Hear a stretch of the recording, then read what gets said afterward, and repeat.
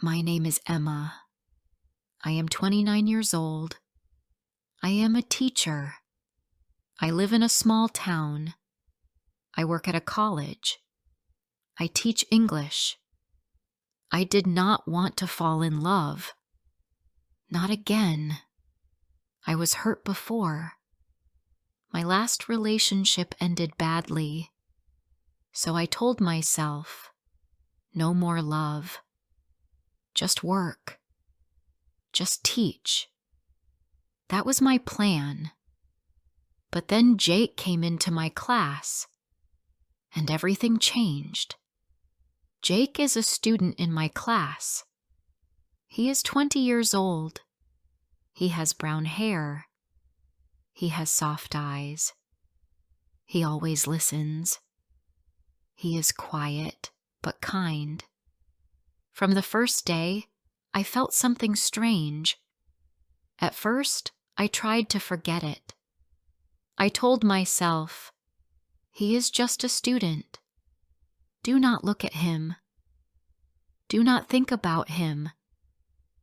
But my heart did not listen. My heart wanted to see him. My heart waited for him every morning.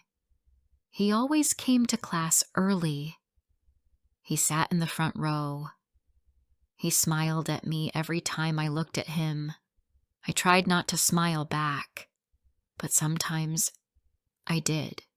One day, after class, Jake came to my desk. He said, "Miss Emma, do you need help with the books?" I said, "No, thank you. I can carry them."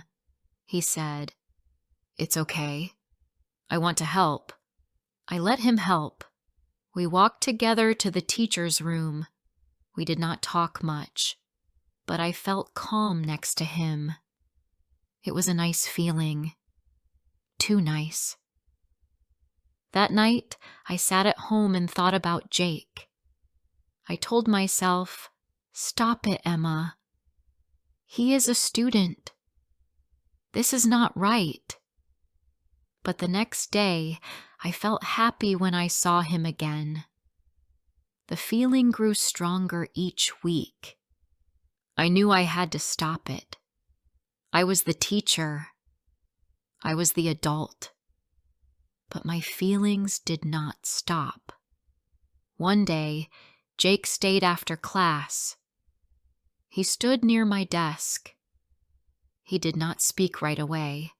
I asked, "Do you need help with something?" He said, "No, I just want to talk." "Okay," I said. "What do you want to talk about?" He looked shy. "I like this class. I learn a lot here." I smiled. "I'm happy to hear that." He looked into my eyes. "You are a good teacher." My face felt warm. "Thank you." He smiled. "You look nice when you smile." I didn't know what to say. My heart beat fast. I looked down. "Jake, I am your teacher. You must not say things like that." He said, "I'm sorry. I just wanted to say it." He left the room. I sat down. I felt weak. My hands shook a little. What was I doing? Why didn't I stop him sooner? The next day, I tried to act normal. I spoke with the class. I smiled. But inside, I felt strange. I waited for Jake to talk to me again, and I hated myself for it. That afternoon, I walked to the college cafe. Jake was there. He saw me and waved. I tried to walk away, but he came to me. "Can I sit with you?" he asked. I wanted to say no, but I said yes. We sat at a small table. We drank tea. He asked me about my life. I told him I live alone. I told him I like reading books. He told me he also lives alone. He said, I do not have many friends, but I feel happy in your class. I looked at him. Jake, please understand. We cannot be friends. You are my student. He looked sad. I understand. I just like talking to you. That night, I could not sleep. I walked around my room. I looked in the mirror. I asked myself, what is wrong with me? Why do I feel this way? The answer was simple. I was lonely. I had no one to talk to. No one waited for me at home. My phone was always quiet. And now, Jake was kind to me. He looked at me like I mattered. I knew I had to stop this, but I did not want to. The next week, Jake stayed after class again. He said, I know this is not okay, but I think about you. I looked at him. I said nothing. He said, you are smart. You are kind. You care about people. I see it. I said, Jake, please stop. You are too young. I am your teacher. He said, it does not feel wrong to me. I looked away. It feels wrong to me, but I lied. It did not feel wrong. It felt soft. It felt warm. It felt like something I lost a long time ago. I sat at my desk after he left. I put my head in my hands. What do I do now? I cannot leave my job. I cannot tell anyone. I cannot talk to him again. But I want to. On Friday, it was raining. The class ended early. The students left quickly. Jake stayed again. He said, I don't want to hurt you. I just want to be honest. I said, please don't say anything more. He stood at the door. I think about you every day. I said nothing. He said, I will never do anything wrong. I just wanted you to know. Then he left. I locked the classroom. I walked to the parking lot. My clothes were wet from the rain. I sat in my car and cried. I felt like a bad person. I felt weak. I wanted to be strong, but I was not strong. I wanted to see him again. That night I made tea. I sat near the window. The rain hit the glass. I looked out and thought about Jake. I thought about his smile, his voice, his eyes. I told myself, you are not a teenager. You are not here for love. You are here to teach. But my heart did not listen. And that was the worst part. Before I share the rest of my story, I need to know, where are you listening from? Knowing someone hears me, understands me, gives me strength. The next day, I walked into class. My heart felt heavy. I told myself, be strong, be normal, do your job. I smiled at the students. I said good morning. But inside, I was not okay. Jake sat in the same place. He looked at me. He did not smile like before. He looked quiet. I did not look back. I gave the lesson. I tried to focus, but I saw him from the corner of my eye. My heart was not quiet. After class, I picked up my things. I wanted to leave fast, but then I heard his voice. "Miss Emma," he said, "can we talk?" I looked at him. He stood by the door. He did not move close. He waited. I took a deep breath. "Okay," I said. "But only for a minute." He said, "I'm sorry. I did not want to make you sad." I shook my head. "You didn't make me sad. But this is hard." He looked down. "I understand." We stood in silence.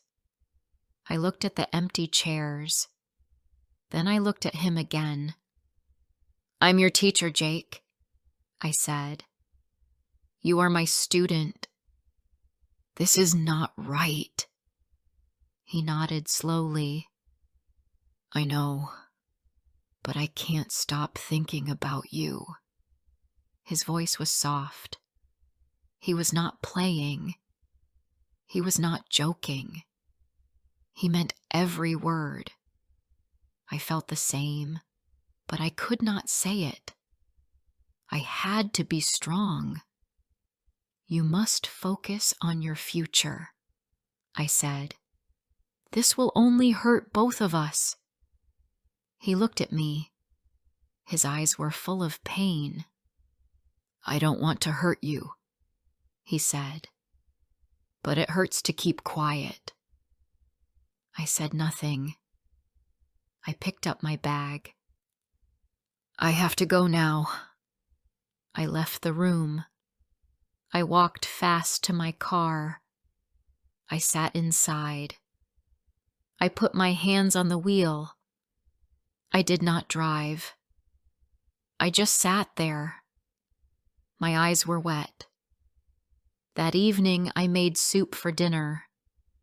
I turned on the TV. I didn't watch. I just looked at the screen. My mind was full of Jake. I remembered his words, his face, his voice. I felt lost. I was alone in my home, but I was not alone in my heart. He was there, always there. I went to bed. I closed my eyes, but I could not sleep. I asked myself again, why did this happen? Why him? Why now? The next day, I tried to avoid him. I stayed in the teacher's room longer. I left the class early. I did not meet his eyes, but he was always there. That week, I felt tired. My head hurt. My chest was tight. I did not want to eat. My heart was full, but my stomach was empty. On Thursday, I saw him waiting near the gate after school. I wanted to walk away, but my feet stopped. He walked up to me. "Please, Miss Emma," he said. "Just 5 minutes. I need to say something." I looked around. No one was near us. "Okay," I said. "But only 5 minutes." We walked to the bench near the trees. It was quiet. The sky was gray. The air was cold. He said, "I don't want to be a problem.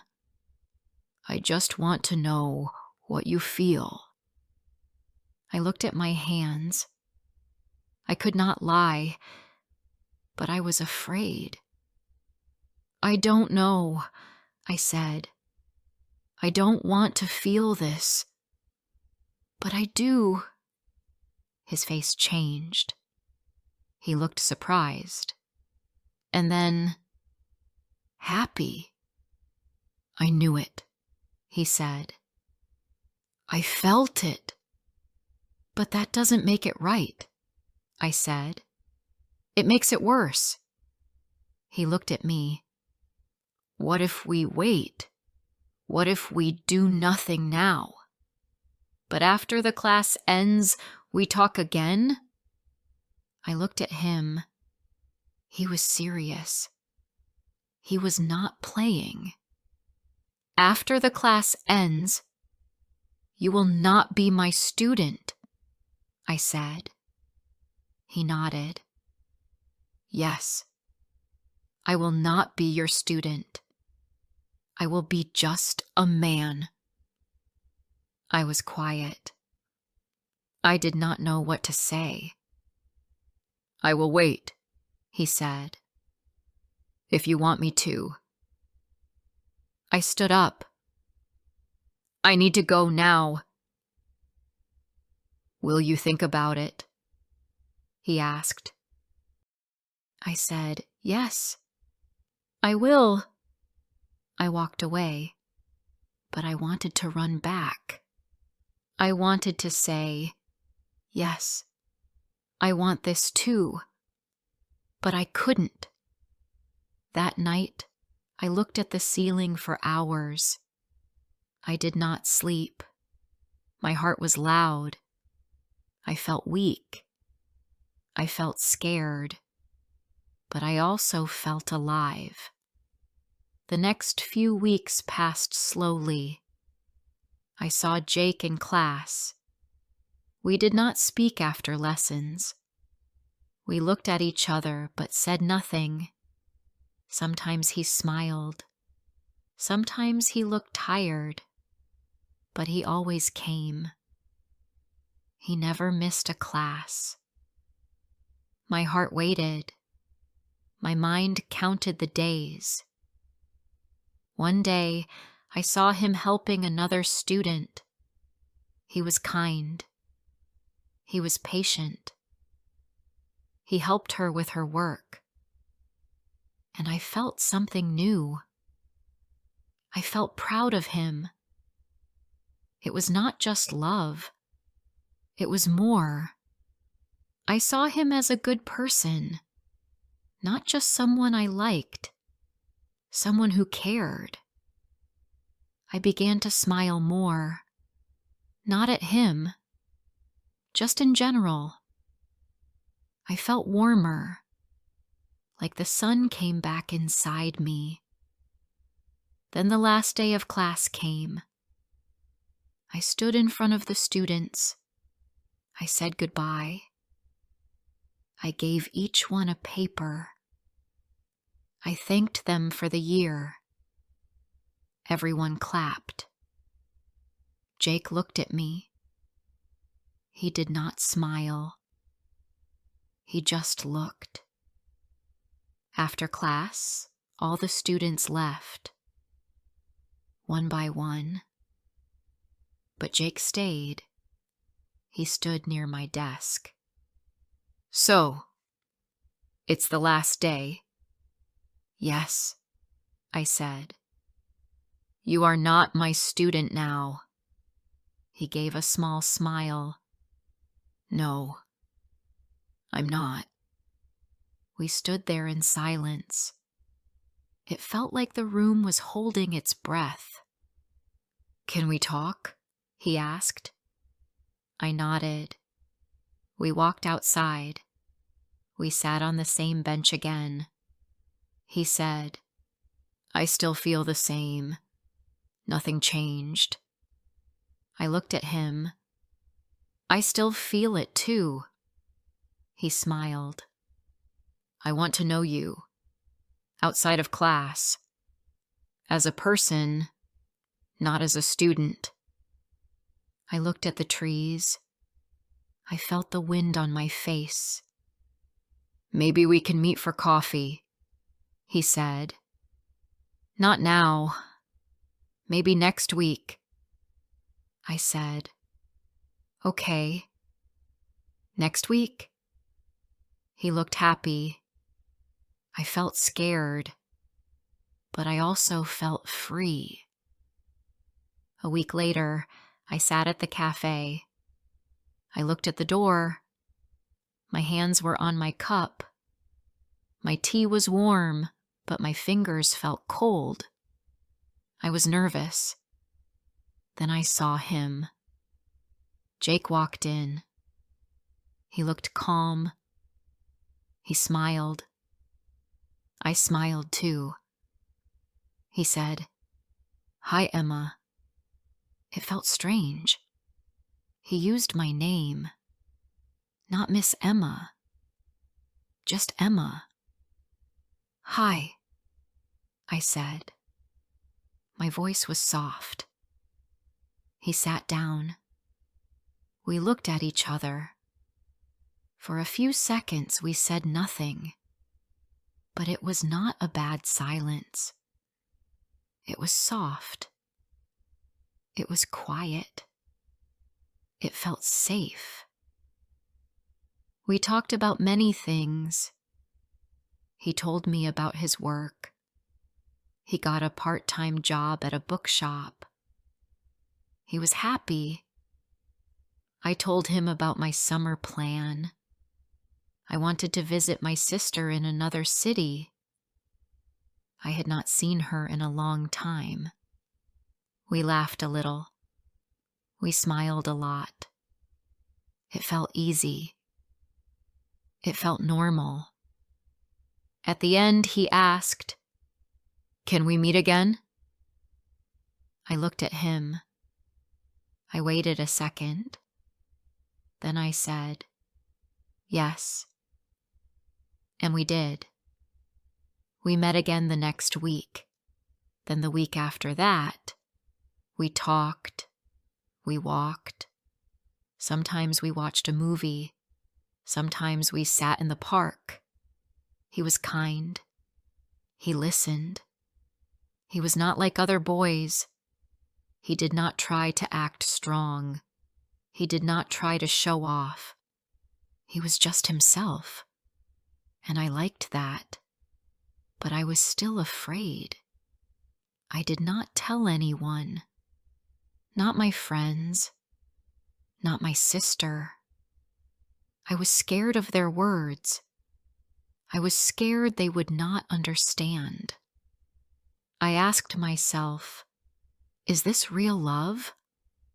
Or is this just a mistake? One evening we sat near the lake. The sky was pink and blue. The water was quiet. Jake looked at me. "Do you think this is wrong?" he asked. I looked down. "I don't know," I said. "Maybe it was wrong before, but now, maybe it's not." "I like you," he said, "but I don't want you to feel bad. I don't want to be a problem." "You're not a problem," I said. "You just came into my life at a strange time." He smiled. Strange things can still be good. I smiled too. Yes, maybe they can. We sat there for a long time. I held his hand. It felt warm and strong. I did not feel afraid anymore. I just felt calm. A few weeks later, I told my sister. I was scared, but I had to do it. She listened. She asked, "How old is he?" 20, I said. She was quiet. Then she said, "Are you happy?" I said yes. She said, "Then that's what matters." I felt so light, like I could fly. I smiled all day. One day, Jake came to see me. He had flowers, yellow ones. "I saw these," he said. "They looked happy, like you." I laughed. "Thank you. They're perfect." He said, "You look happy too." I said, "We walked to the park. We sat under a tree." I looked at him. "I was scared before," I said. "I thought I would lose my job. I thought people would judge me."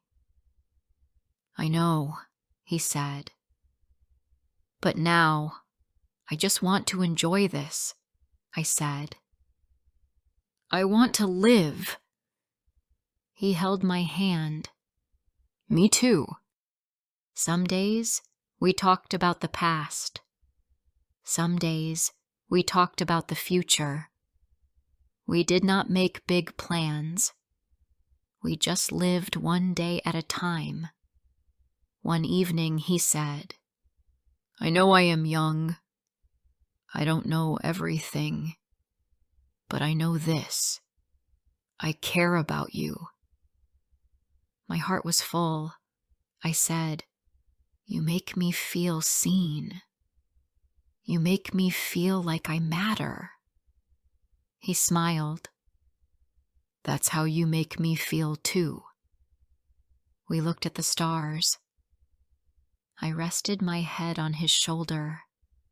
For the first time in many years, I was not lonely. I did not know what the future would bring. Maybe we would stay together. Maybe we would not. But for now, we were happy. We were real. And that was enough. Sometimes life does not follow the rules. Sometimes love comes at the wrong time. Sometimes the heart wants something it should not want. But sometimes love just happens, and it changes everything. If this story touched your heart, don't forget to like, comment, and share. More emotional and inspiring stories are coming soon.